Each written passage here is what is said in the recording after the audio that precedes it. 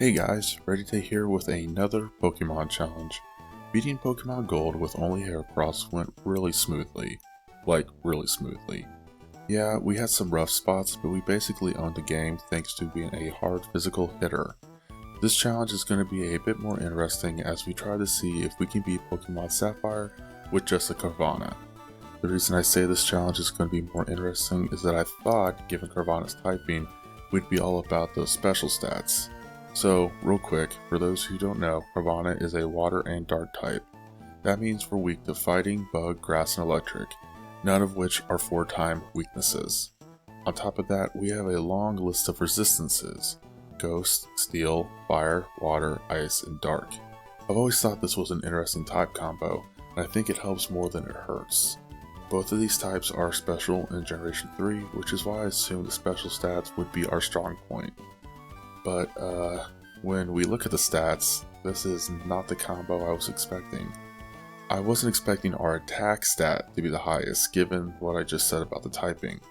At least special attack and speed are decent, but the real problem we have here is that we are rocking low HP and terrible defense and special defense. So basically we're stuck being a hard-hitting and fast kind of Pokemon, and if we fall short of that, we might need multiple miracles to survive another turn. Oh no, am I going to need to be at level 100 to beat this game? Hopefully not, but for now we need to focus on our moveset because it's also a bit of an interesting one. We only learned 2 dark moves and no water moves. What is this, Generation 1? Actually, we only get 2 other attacking moves naturally, and I'm not a big fan of either of them. Please TM List, please save us. Okay, I can actually do something with this. 4 attacking water moves and a couple of ice moves to boot. I can live with this. You know, I was expecting different stats and moves for Carvanha before starting this challenge, and now that I'm looking at what we're working with, this might even be more of a challenge than I originally thought.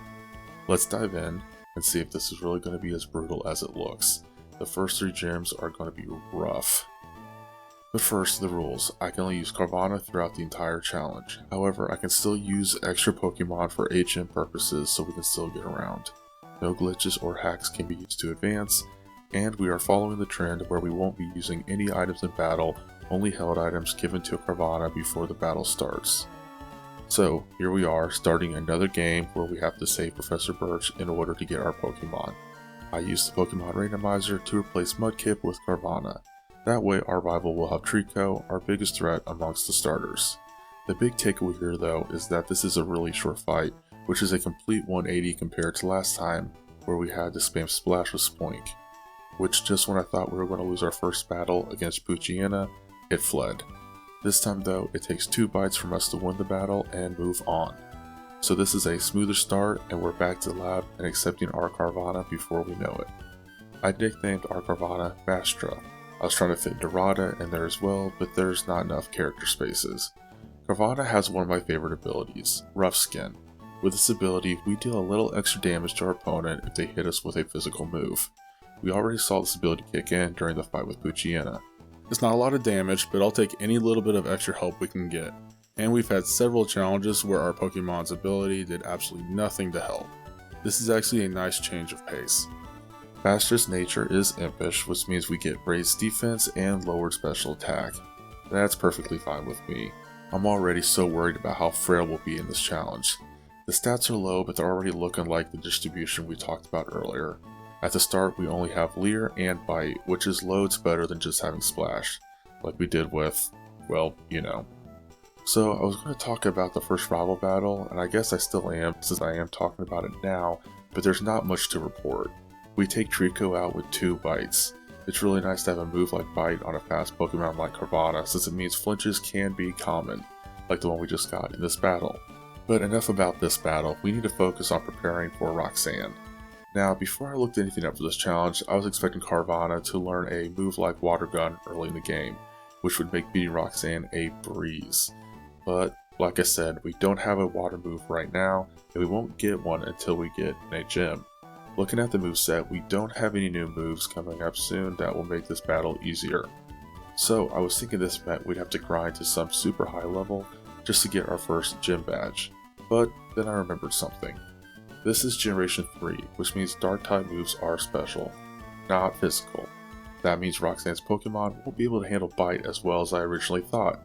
Still, we fight every trainer leading up to Rustboro, including the 2 trainers in the gym, before we actually face Roxanne. And when we faced her at level 12, we lost real quickly. Yep, our defense stat is that bad. Rock Tomb isn't even super effective against Vashta, and yet it still did a ton of damage. Bite did decent work, but since we didn't even beat Geodude, there was no point in repeating the battle at this level. So we decided to grind northeast of Rustboro and try again at level 16. So this is awkward, but we did beat Roxanne at level 16, and I forgot to record it. From there, it took 4 recorded losses before our 5th recording at level 16 finally brought us another win. Geodude isn't a problem at this level. Most of the time we take off a chunk of health with the first bite, and then go back and forth with Roxanne as she spams potions.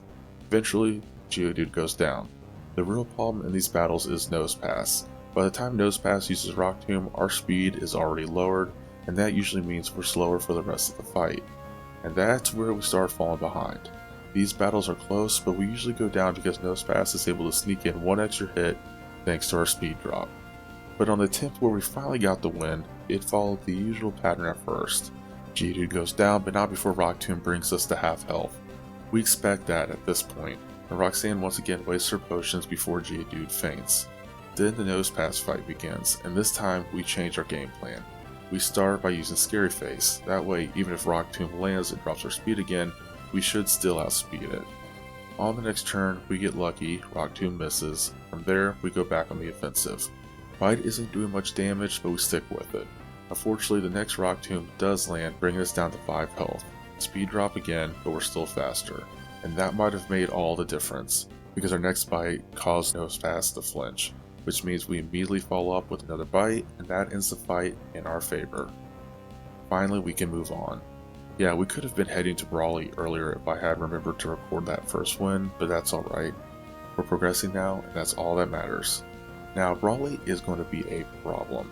I know that sounds funny, Brawley rarely gives us any trouble, but fighting type moves are absolutely deadly for us in this challenge. We've already fought some Wildwood Chops and we barely beat them. They resist our best move, and our defense is frankly a liability.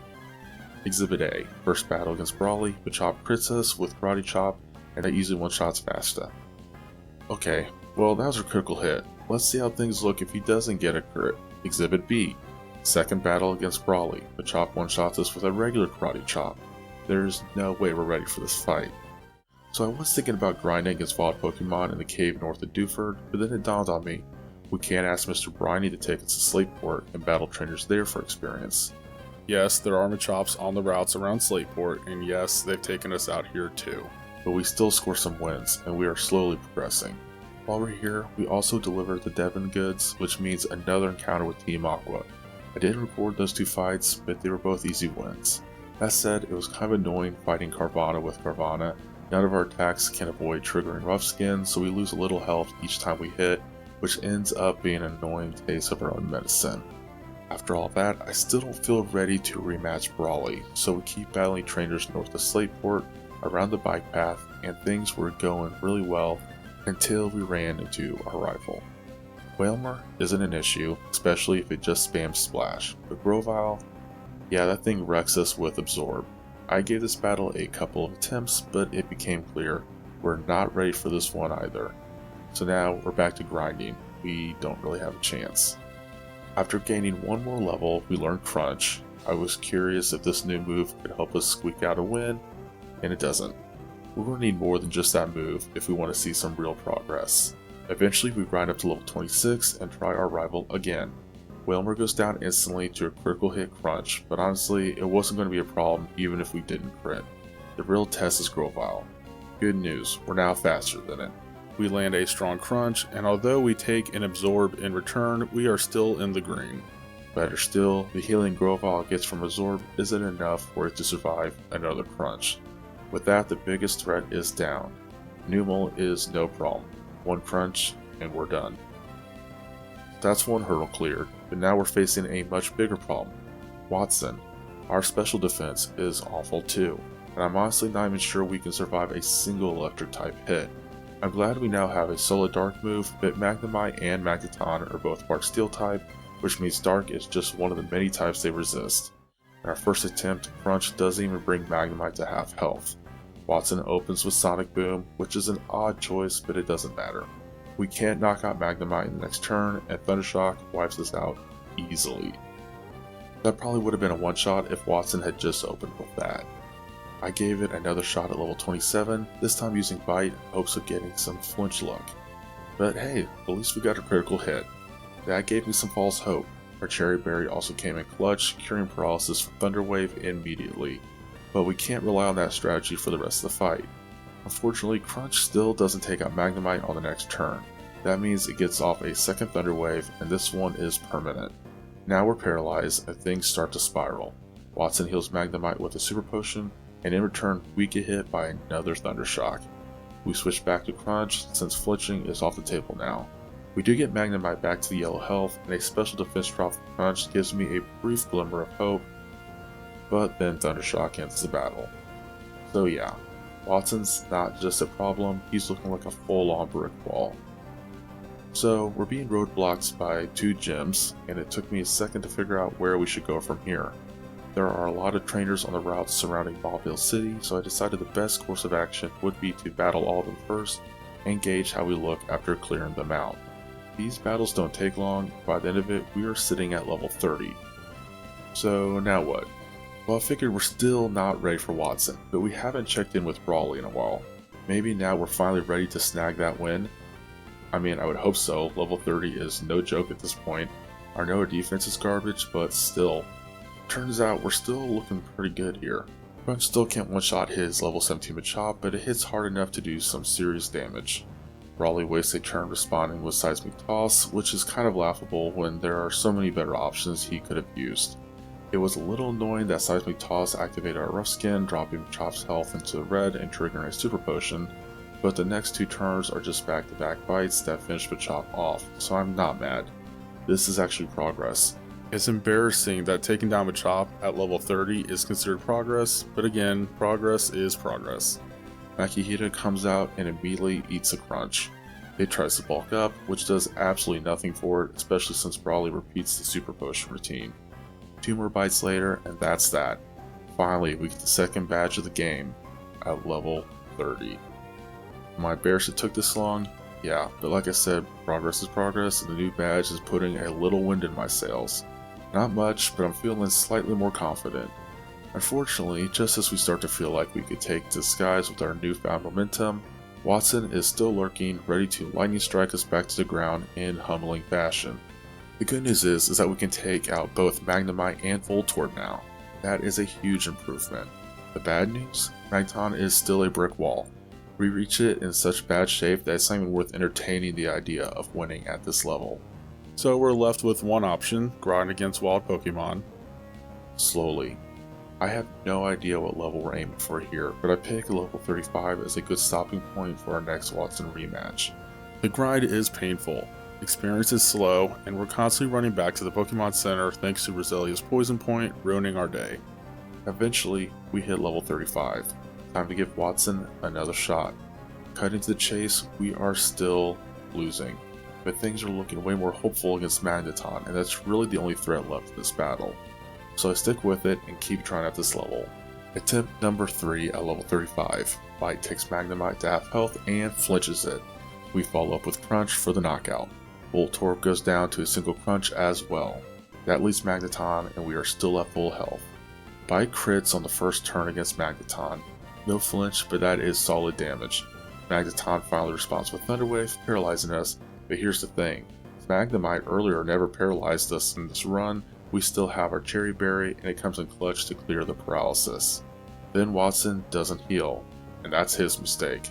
Crunch lands, finishes off Magneton, and finally, we walk away with the Dynamo badge. Finally, we can actually move forward in this game. That means it's time to deal with Team Aqua again, specifically the part of the story where they steal the meteorite and try to use it at Mount Chimney. This brings us to our first battle with Archie. He leads with Mightyena, and even though it resists Dark-type moves, Crunch is still our best option. Our only non-Dark move is Takedown, and that's nerfed by Intimidate. not to mention the recoil damage, which I would rather avoid. Crunch takes Mightyena down to half, which is solid. Mightyena hits us back with a weak bite, and thanks to our rough skin ability, it also takes some damage in return. Maybe Crunch will finish it off in the next turn? Oh, so close. I expect Archie to heal here, but he actually can't since trainers can't change their move mid-turn. So Mightyena goes for another bite, which again chips away at itself thanks to rough skin. That ends up being just enough to actually knock it out. Man, I love this ability. Next is Golbat. Crunch is back up to full power here, but it still does a one-shot. We take a wing attack in return. Now we're in the yellow. Kind of nerve-wracking. Archie heals with a super potion, and we just go in with bite. He repeats the healing cycle, and we repeat the offense until Golbat finally goes down. Last up is Sharpedo, which is a little intimidating, pun intended, since it's the evolved form of Vasha. But we're still 14 levels higher, so we're not sweating it too much. Crunch brings it into the yellow, and it even gets a special defense drop. Nice. For some reason, Archie has Sharpedo use Focus Energy, which gives us the perfect chance to finish the battle with one more Crunch. Odd choice, but hey, I'm not complaining. Next up is Flannery, and I really wish we had a water-type move to make this fight go quicker. It turns out our stab dark moves and level advantage are more than enough. Crunch completely one-shots both of her Slugmas. Oracle takes one Crunch and hangs on at half health. This could have gotten dicey since it used to track, but thankfully, we weren't immobilized on the next turn and we laid another Crunch for the KO. That gives us our 4th gym badge, and 1 attempt no less. So yeah, you can keep your water moves. For now. Actually, I'd really like a water move soon, please and thank you. Good news though, is we're getting close to a Water 8 gym. Bad news is we have to beat our dad first. This gym has been brutal in every challenge I've done lately, and I still have some residual trauma from how hard it was during our Spoink run. The Slakings hit hard, and we're not built to take many hits. I was hoping this battle would be easier, but surprise, Facade is still devastating. What makes it worse is that we're not even inflicting status condition, so it's not like it's even powered up. We're just that frail. We always survive the first Facade, but it leaves us in the single digits every time. We can maybe take out one Slaking, but after that, there's no margin for error. Yan also throws a wrench into things since sleeping mid-battle is never ideal. Occasionally the AI cuts us a break by not attacking while we are asleep, but it's a roll of the dice every time. Anyway, we have no choice but to sound like a broken record again and accept that we need to grind again. But this time, we at least have the desert to grind in. Yeah, we do take damage each turn and we don't one-shot, but this is still probably the best place for us to get experience. Also, while we are here, I picked the Claw Fossil. Are we going to use it at all in this challenge? Most likely not, but I couldn't resist picking a fossil while we were here. Anyway, we gained 5 more levels, so we revisit the gym battle with our dad at level 45. We are still opening this battle with Bite. I don't think we've had a single flinch in any of these previous battles, but we're still hoping it pulls through. And this time, it actually does, and this seriously makes all the difference in the battle. With that flinch and the increased special attack stat we got from all this grinding, we are now able to take out the first Slaking while still being at full health. The second Slaking is then sent out to take the first one's place, and we are still sticking with Bite. It doesn't flinch per se, but consider Slaking was setting up for a focus punch, and we did deal damage the turn before. That turn basically had the same outcome as a flinch. The problem here though is that this Slaking can withstand a crunch, which means our dad uses a Hyper Potion for the full heal up. The silver lining with this decision is that the item used was on the turn Slaking could have attacked, so we get 2 attacking moves while not being hit in return. We have a little luck working in our favor too, with Crunch lowering Slaking's special defense. That gives us just enough of a boost to knock out Slaking with one more Crunch. All we need to do is see how things go with Vigoroth. Crunch does a lot of damage, but it's probably going to be negated by the Hyper Potion on the next turn. We do handle Vigoroth's slash better than I expected. There's the Hyper Potion we knew was coming, but our Fallen Bite does a lot of damage, leading to our immediate Crunch sealing the deal for us to finally get this 5th gym badge. It took more time to beat this gym than I was expecting, but this whole challenge is taking more work and dedication than I was also expecting. I knew this challenge wasn't going to be a cakewalk, but these stats and one-dimensional moveset really surprised me, and I didn't think things were going to be as difficult as they have been. But beating our dad now means we can make some major changes to our moveset, and these should make a noticeable improvement when it comes to battling. We can now get the HM for Surf, which means we finally have a water move. Finally. Water moves have good type covers, and I wish we had one in a lot of the battles we've already completed, but better now than never. This move also helps by allowing us to get to the abandoned ship. Now I usually never go here during a challenge, but in this instance it's worth it since this is one of the locations in the game where we can get the TM for Ice Beam. It was either this or Gamble at the game corner in Mauville. I may not remember how to get around in here, but it still beats messing with the slots. With a new water and ice move at our disposal, I'm feeling much better about the rest of the game that we still have to play. Team Aqua at the Weather Institute don't really put up a fight, but that's not really surprising. I'm still battling most of the people we come across because we need the experience. Yeah, we still have that level lead, and we made some improvements with the moveset, but I think we're going to need a good level lead if we really want to actually be competitive with the Elite Four. So if we walk past someone, I'm not turning around to battle them, but places like the Weather Institute are great for gaining experience. Another good way to get experience is to battle our rival right after. This battle is really easy to deal with. Surf one-shots Numel, Ice Beam does the same to Grovyle, and for Whalmer we use a single crunch to wrap up the battle. Moving on from that, we are now at Fortree City, which means we have another badge to get. My Nona might have been an issue in some of my previous challenges, but here I don't think she will be that much of a threat thanks to Ice Beam. That being said, we use Crunch on Swellow instead at the start of the battle. It causes a one-shot, so that was still a solid attack option. Pelipper is next and is technically neutral when it comes to ice attacks, so Ice Beam might not be the optimal move here. Of course, with it using Protect, none of our attacks are optimal in this instance. When we do get to attack, we stick with Crunch. It lowers Pelipper's special defense, but she's still hanging on and goes on the offensive herself by using Aerial Ace. We take that move pretty well, and even though Winona uses a Hyper Potion on her next turn, we're not that scared. Thanks to the weakened special defense from that Crunch, a single bite is now strong enough to take Pelipper out. Skarmory is now out and is also neutral to Ice Beam, but we still give it a go. It does a great job by taking Skarmory into the yellow. Sand attack is not ideal, especially since it leads to our next Ice Beam missing. Skarmory attacks with Aerial Ace, which never misses. Luckily though, on the next turn, Crunch connects and Skarmory is no longer part of this battle. Altaria is all that is left, but Ice Beam is this thing's kryptonite. Yeah, that was an easy, predictable one-shot. I'm so thankful we finally got another gym badge that was an easy one and done, especially considering we had a lot going on story-wise moving on past this point. This time though, as we head towards Lily Cove, I head straight to the Slateport after dealing with Team Aqua at Mount Pyre. That way I wasn't doing all that backtracking, you all wouldn't have to hear me complain about it as much. Maybe I should just aim to do this for all my challenges going forward. Anyway, we get all that taken care of rather effortlessly, and we actually reach level 50 in the process. I cannot believe we are sporting a defense of 36 and a special defense of 40 at level 50. Our defenses are lower than the level we are at. Speed is pretty nice though. The big problem is we have a great physical attack stat while all of our attacks are special. That stat is pretty middle of the road, which ultimately means we have an average health that we cannot protect well with these defense stats, and offensively we're not firing on all cylinders since we are 100% set on using attacks that only operate with our weaker attack stat. See why I'm so locked in when it comes to maintaining a level lead? Also, I forgot to mention, but we got a King's Rock not that long ago. We can't get a Shell Bell yet, so this is the next best thing.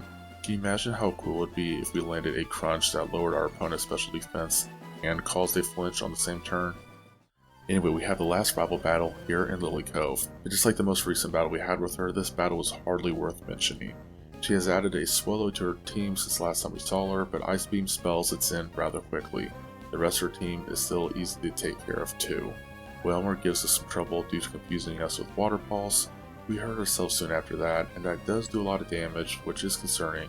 But Whalmer is in worse shape, and we snap out confusion soon after, so we still win this battle, and we move on to deal with Team Aqua at their hideout. Again, this is a great way to gain experience, but also I want to get a move on wrapping up our badge run. So we're not fighting every grunt here. Also, it's so nice to finally have a move that we can use for our opponent's Carvanha that does not activate their rough skin ability. Yeah, they might resist Surf, but it's still the best move to use in this instance. We really don't spend much time at Team Aqua's hideout, and now that we have that part of the storyline complete, we can focus on our double battle with Tate and Liza. And guys, For once, I'm actually excited about this battle. I feel like Vashta was made for it, and every single one of our moves are super effective against Tantalize's team. That being said, Surf seems like the way to go since it can hit both Pokemon at the same time. From the get-go, that move is already making waves. One Surf from us, and both Lunatone and Solrock are below half health. Tantalize take out Magikarp immediately on the next turn, and things start getting interesting with Vashta falling asleep from Lunatone's hypnosis. We stay asleep for a couple of turns, but all we really have to deal with are weak flamethrowers from Solrock. I start getting concerned about the Calm Minds Lunatone keeps spamming while we're asleep. This guy might take a while to knock out. Like I said, we wake up after a few turns, and sure enough, Surf isn't hitting Lunatone as hard as it did at the start of the battle. But hey, Solrock went down, so that's good. We need to stay focused, especially since Lunatone just got healed with a Hyper Potion. Since we're essentially in a 1 vs 1 battle, I switch up our attack. We use Crunch and it's still doing solid damage, plus I'm glad we got a special defense drop from it as well. We still have several Calm Minds to work against though, so Crunch falls short of knocking Lunatone out. Thankfully we dodge Hypnosis, but we're back to square one with Lunatone thanks to another Hyper Potion. Still crunching through though, and we're still getting more special defense drops with every hit. Lunatone is back in the red before we know it, but Tantalize still have Hyper Potions. So, here we are again, dealing with another fully healed Lunatone. The good news is, Crunch has helped us so much with those special defense drops that we're hitting hard every time. I really wish I hadn't had Vashta use Bite here, since all it did was bring Lunatone back to red, meaning we could have totally won the battle if I'd gone for the stronger Crunch. Are you kidding me? Another Hyper Potion? I guess Tantalize had 2 Hyper Potions for each Pokemon. Since we took Solrock out so quickly, all the potions were reserved for Lunatone. Again, 2020 hindsight, I don't know why we used Bite here when Crunch would have sealed the win. That being said, Bite is hitting really hard. Lunatone is back in the red with just a sliver left, but this time Tantalize don't have a healing item to save them, so we use one more Bite to finally wrap up the battle. When was the last time we beat Tantalize on the first try? Have we ever beaten them on the first try in these challenges? I know that battle was frustrating with all the heal-ups, but Lunatone never got around to attacking us, so we were never in any real danger. One more batch to go, but we have some things we have to focus on first. This is for our Moss Deep. The first thing is to get a Shell Bell. That takes some time since we came in at a bad tide change, but we get it soon enough. Then we have to wrap up a Team Aqua storyline, which means we have one more battle with Archie. Surf almost one-shots Mightyena to start the battle. We get hit with a Scary Face, and Archie heals Mightyena with a Super Potion, but another Surf ends the exchange. Crobat is faster than us due to Scary Face, so we start this part of the battle confused by a Confuse Ray. That said, we can attack off the next turn. Ice Beam does a great job, but Crobat is still standing, albeit in the red.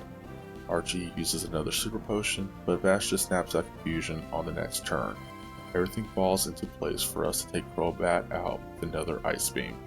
Sharpedo is all that's left. If we want to avoid taking damage from its Rough Skin ability, we have to stick with Surf.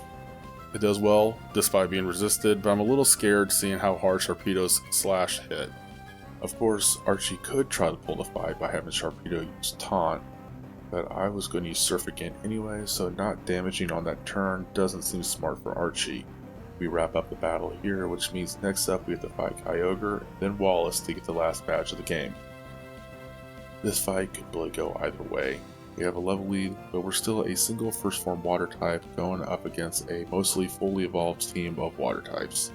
Typing wise, we're neutral, so it's going to come down to strategy and luck. Let's see how things stack up. The first battle went fairly well, but we ultimately lost because we didn't take out Whiscash fast enough. That meant getting hit by a big earthquake, and despite the Shell Bell healing, we just never recovered from that.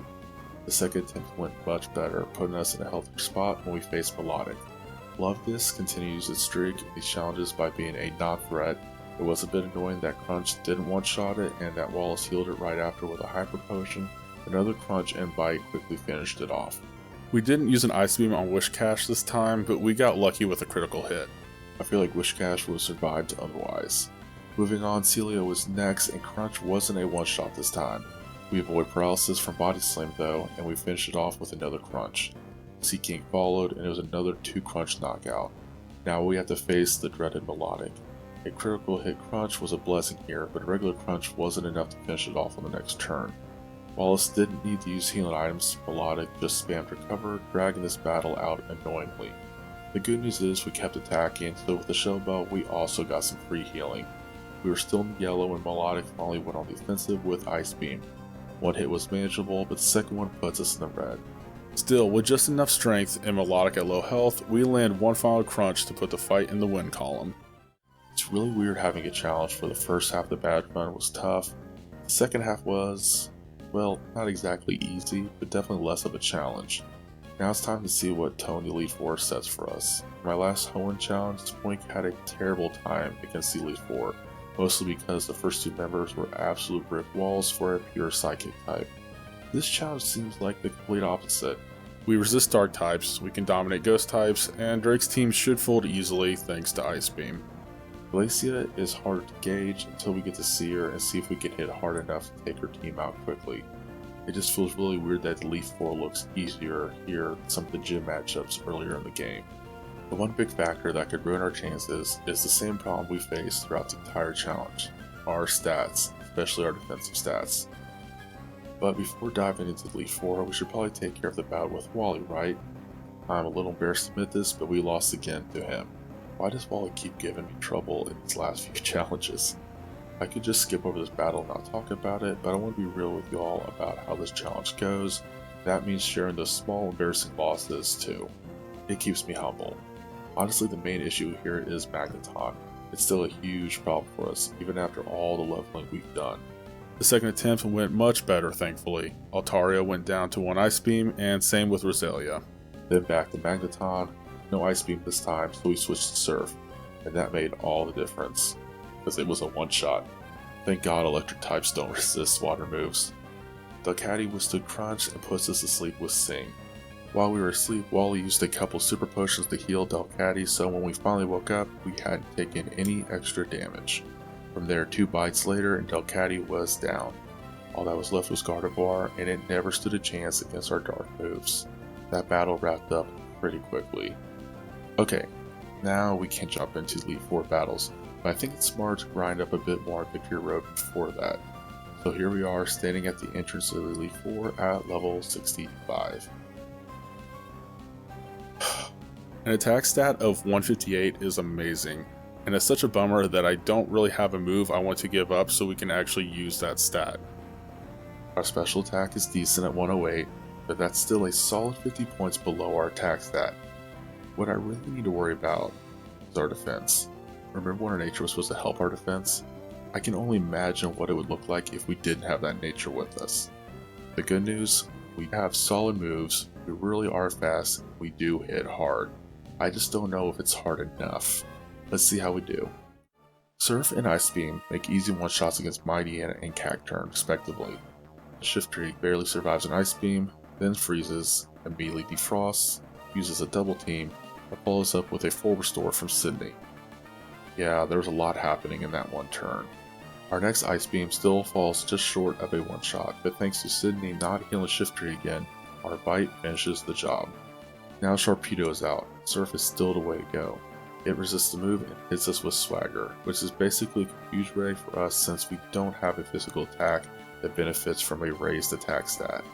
We roll badly when it comes to Confusion on next turn, because of that we hurt ourselves, giving Sharpedo the chance to finish us off with Slash. Okay, that was a tough loss, but we hung in there pretty well, so I'm sure there's a win in there somewhere. Unfortunately, the second attempt went even worse, thanks to Mightyena landing a critical hit takedown. We survived it, managed to take out most of Sydney's team, but we never healed enough from the Shell Bell to actually survive the full battle. The third attempt went much better. Surf one-shot Mightyena right off the bat. Ice Beam did the same to Cacturne and Shiftry, which was a pleasant surprise since it has fallen short most of the time in these previous battles. Sharpedo is out now. Surf didn't one-shot it, but we were in way better shape than last time, and somehow Sharpedo's Swagger missed, so that means no confusion. That lets us take it down with one more Surf. We were near full health when Absol came out, but that didn't matter since Surf landed a critical hit one-shot. I knew a win was coming sooner or later. This feels way better than how it went during the Spoink challenge. Sorry, this is the second video in a row where I've been dogging on the little bouncy dude. I love you, Spoink. You got the job done. People should really check out your run because you didn't get the credit you deserved. Spoink also struggled at the next step of the Elite Four that we're about to dive into, but I've got a feeling Bastia is going to excel as we take on Phoebe and her ghost types. Things started great with a one-shot on the first Dusclops, but Sableye quickly became a nuisance with Attract. After that, we never got a chance to attack, and eventually we went down to Shadow Ball. Can we get a win if we don't get stuck with that move? Dusclops is still easy to take down with Crunch. Sableye came back out, and yep, Bastia was attracted again. We were immobilized for a turn, but broke free and knocked Sableye out with a bite. From there, it was pretty straightforward. The rest of Phoebe's team mostly went down in one-shots. Second Dusclops survived and used Confuse Ray, but we still took it down easily on the next turn. All Phoebe could do was stall, and once that plan fell apart, our typing gave us the win in this battle pretty effortlessly.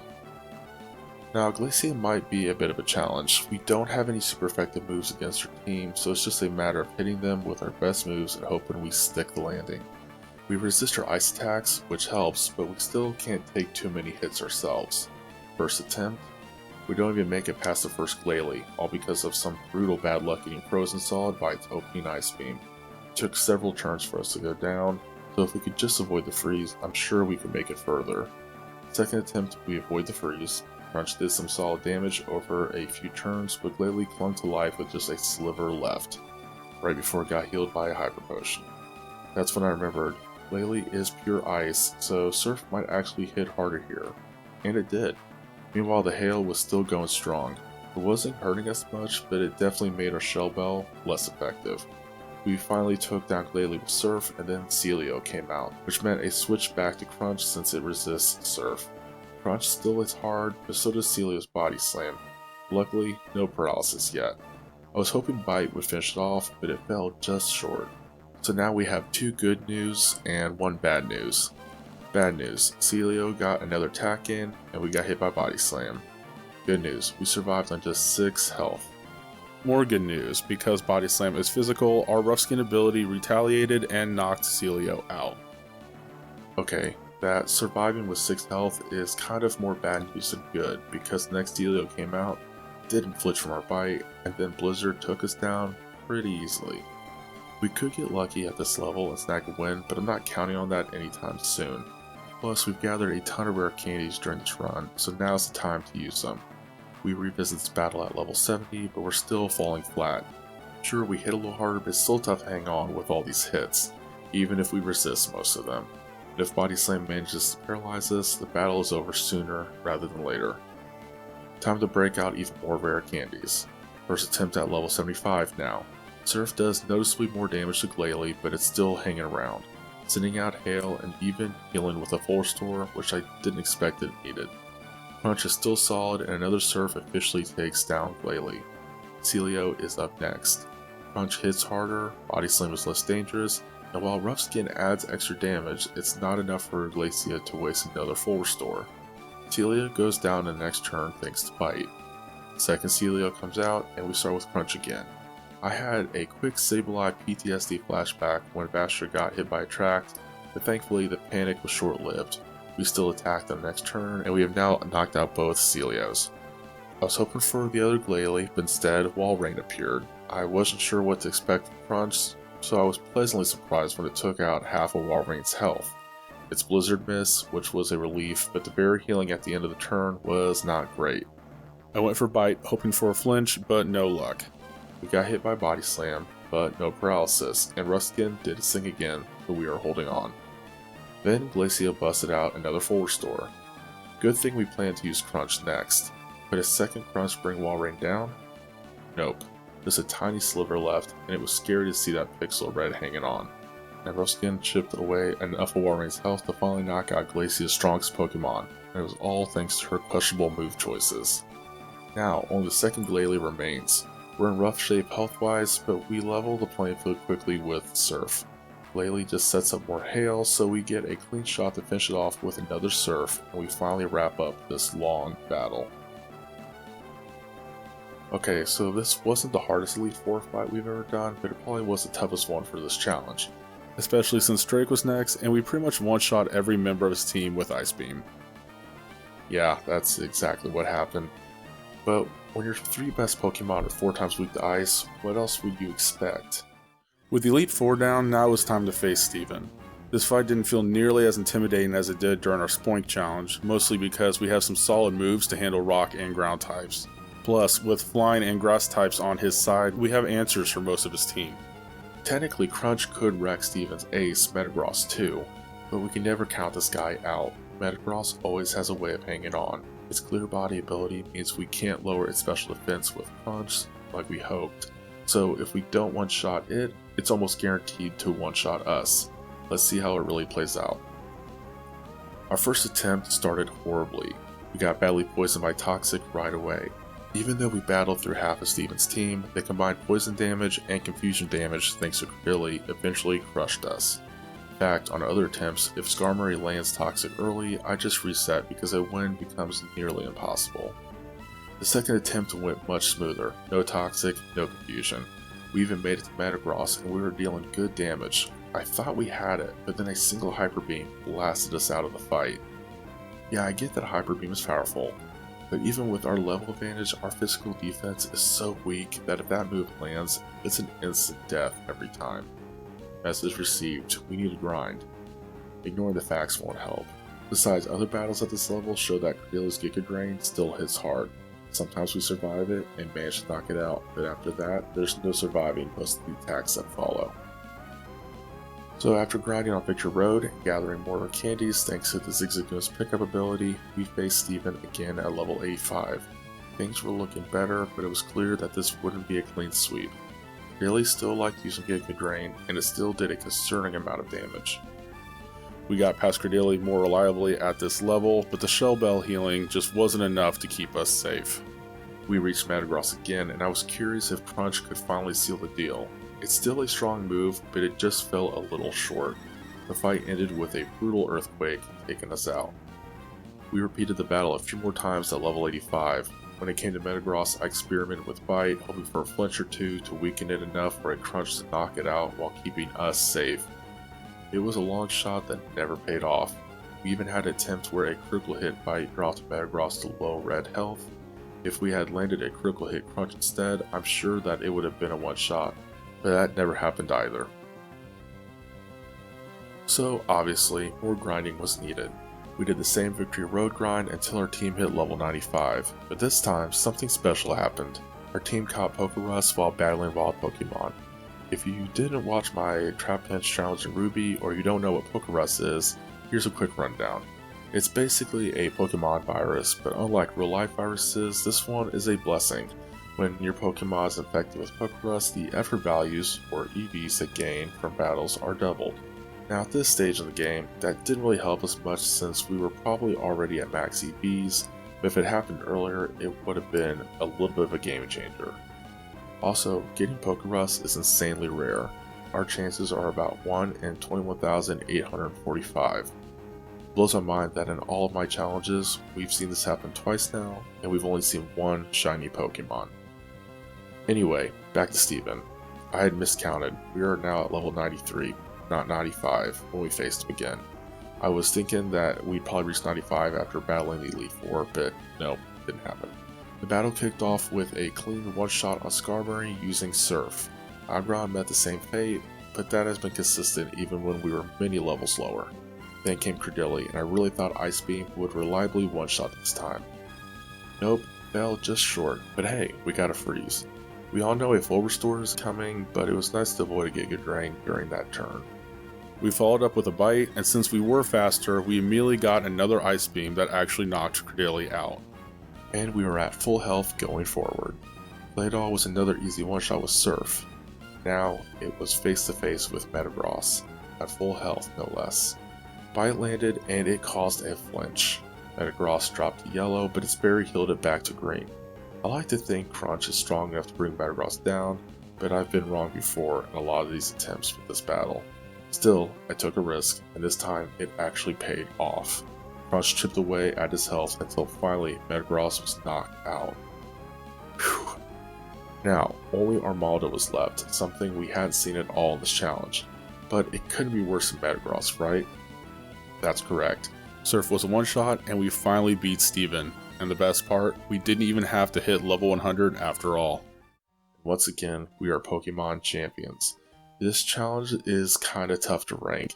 Steven was a challenge because he almost always is, but honestly, after beating our dad for the 5th gym badge, the rest of the game felt way easier than the front half. That's rare, because I usually feel like it's the other way around. We had a grueling start and early game, and sure, we had some dark type moves, but a water move early on would have helped a ton. Plus our defense stats made progress slow. Clearly Carvanha wasn't meant to be a long-term Pokemon, and Sharpedo might have finished the challenge faster, but hey, I like playing these on the harder settings. I'm not sure what the next challenge will be yet. If I plan this right, this video will premiere while I'm on vacation, and I'll most likely start the next challenge when I get back.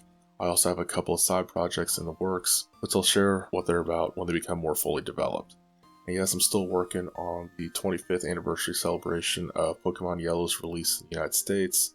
If you want, you can check that out and maybe share what the game means to you in the comments. In the meantime, feel free to check out some of my other challenges. Don't forget to like and subscribe for updates, and drop comments about what you enjoyed, what challenges you want to see, and any suggestions you have for improving these videos. I always appreciate creative input. Thanks for watching everyone, and until next time, Geronimo.